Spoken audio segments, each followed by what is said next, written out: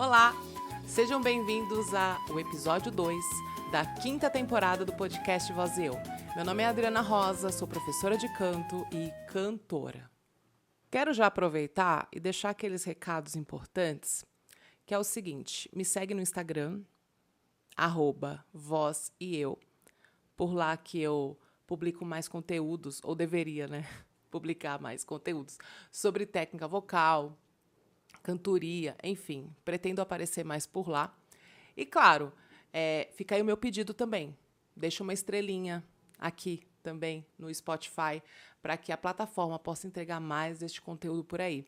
E se você está me vendo no YouTube, deixa aquela curtida também, porque eu comecei a trabalhar também, a deixar conteúdo lá no YouTube, né? São muitas plataformas, não é mesmo, Brasil? Hoje eu quero falar sobre um tema muito importante. Eu acredito que isso possa aparecer muito nas aulas de canto aí.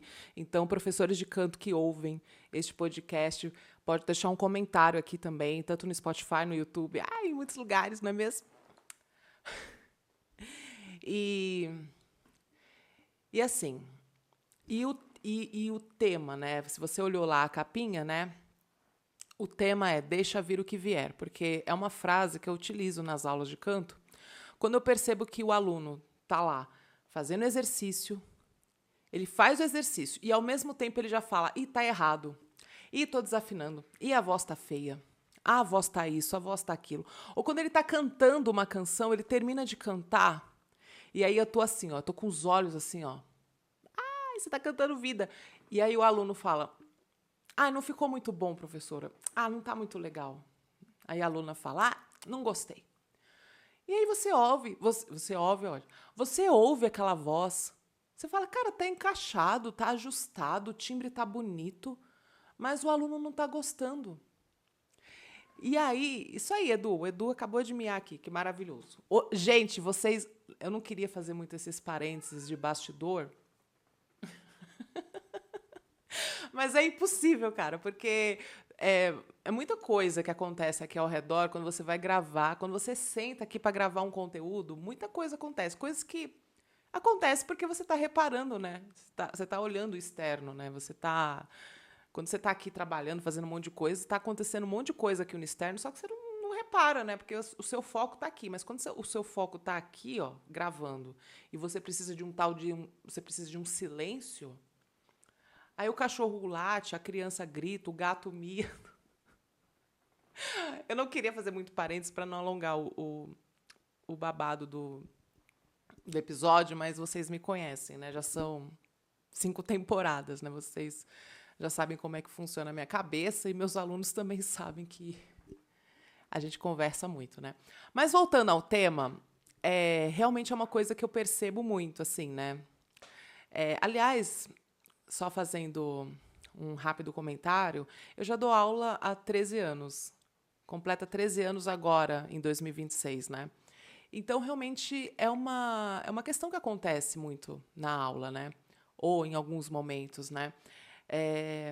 E eu sempre falo para o aluno deixar vir a voz e a técnica, enfim, ou o que ele apresenta naquele momento, porque é justamente observando aquele material vocal que ele apresenta, é aquele material vocal que apresenta, que a gente vai conseguir fazer os ajustes, fazer comentários, ouvir, entender o que de fato está acontecendo.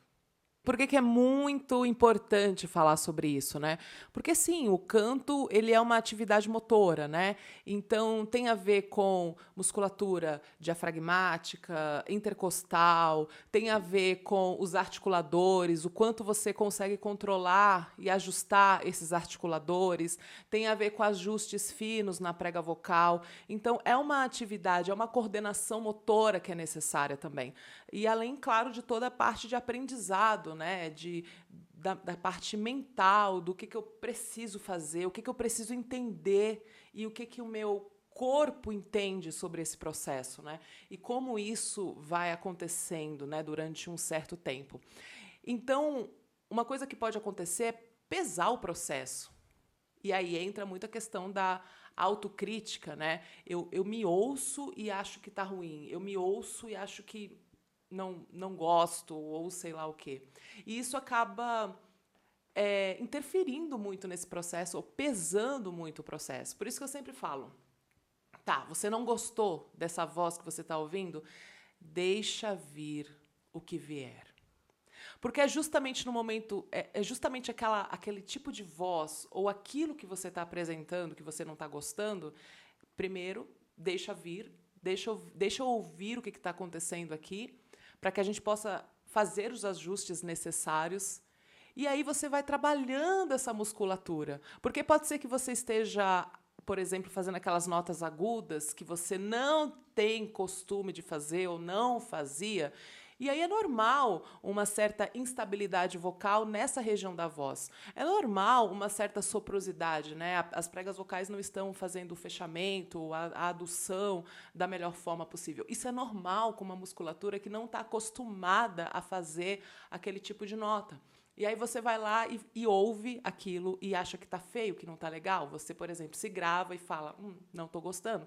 E aí a pessoa deixa de fazer ou deixa de acessar essa voz porque não está gostando. Sendo que, ao contrário, é aí que você tem que deixar vir. Deixa esse material vocal aparecer. E aí você vai entendendo. Porque o caminho é esse, é você se acostumar. Deixa eu contar um caos para vocês. Eu lembro que, quando eu estava na faculdade de música, eu tinha aulas de canto, né? Eu sou formada em licenciatura em música, né? E eu tinha aulas de canto também, de técnica vocal. E eu lembro que eu comecei a acessar algumas regiões da minha voz na parte... regiões da voz que eu digo parte aguda, né? Porque eu sempre fui uma cantora na região grave da minha voz, eu sempre gostei de cantar na região grave e na região dos médios, né? Eu não ia muito nas notas agudas, né? E eu lembro que eu comecei a trabalhar mais a questão da extensão vocal com o meu professor. E eu lembro que, quando eu comecei a acessar aquela região mais aguda da minha voz, eu também não gostava. Eu achava muito fina, muito fraquinha, parece que não tinha personalidade, sei lá. Claro, é claro que isso é normal. Eu estava acostumada a me ouvir em outra região da minha voz. E aí, quando o professor propôs aquela canção Alegria, Alegria, do Caetano Veloso, eu vou, por que não, por que não, por que não? Tinha uma partezinha assim, eu ouvia e eu não gostava, eu falava. E aí o meu professor, na época, falava, Adriana, mas se você não treinar essa parte, você nunca vai gostar mesmo. Pá, é claro, eu não estava acostumada a me ouvir nessa região. E esse que é o ponto, esse que é o pulo do gato. Cadê o gato? Aqui. Então, eu entendo a aula de canto como um lugar de experimentação também, de experimentar a sua voz em outras regiões, né? Então, o quanto isso é importante, o quanto isso é rico, né? E aí você vai se propor a passar por esses desafios, né? Dá um tempo para sua voz responder aqueles estímulos que acontecem tanto com os exercícios vocais, como também com aquela canção nova que você começou a trabalhar. Aquela canção, por exemplo, que tem uma extensão, né? Que tem graves, médios e agudos. E aí você vai tentar, por exemplo, caminhar para aquelas regiões, aquela região aguda daquela música, e aí você vai perceber que a voz fica instável. Nossa, mas eu estou desafinando muito. Ou a minha voz está quebrando, está acontecendo algumas quebras, né? O quanto isso também é esperado, né? Porque tem toda uma questão relacionada à musculatura intrínseca da laringe, né? Enfim, tanto o TA, CT, enfim, todos esses babados, que aí um dia eu quero falar um pouco mais sobre isso, né? Mas se permita passar por esse processo também e a errar. Teve uma vez, eu acho incrível, né? Porque eu tenho muitos insights durante as aulas, né? Então, eu estava dando aula para uma aluna e aí ela falou, ai, Dri, mas eu estou desafinando. E aí eu falei para ela, amiga, desafina então, pronto, tá liberado. Esse é o problema? Tá, então desafina. E assim, não é sobre aceitar o erro, né, gente? Pelo amor de Deus, vocês estão me entendendo, né? Não é sobre aceitar e se acomodar e falar, então faz de qualquer... Não é sobre isso também. Não é sobre fazer de qualquer jeito. É porque para chegar nesse lugar do acerto e do controle, que esse é o ponto, né? Você controlar, você vai errar para dedéu. Vai errar, vai desafinar, vai quebrar mesmo. Faz parte também. É isso que eu quero pontuar aqui, né? Faz parte.